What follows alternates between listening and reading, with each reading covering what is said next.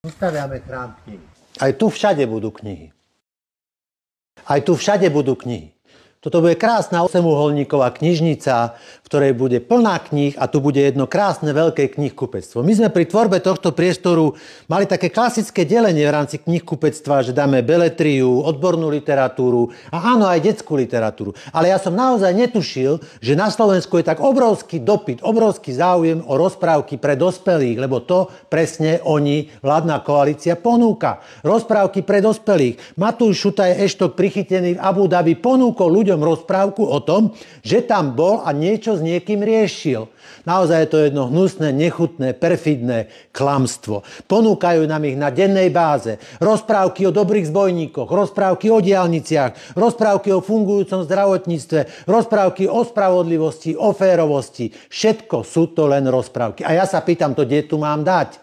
Kde to tu mám dať, keď je potom taký dopyt? A otázka aj stojí, chcem to tu vôbec mať? Viete čo? Nechcem mať v tomto knihkupectve rozprávky pre dospelých. Nechcem tu mať ich klamstva, nechcem tu mať to, čo oni ponúkajú, lebo celé je to jedno nechutné klamstvo a zavádzanie ľudí, to, čo robia. A ľudia, odporúčam aj vám. Nekupujte to, prosím vás. Neberte im to. Je to jeden čistý brak.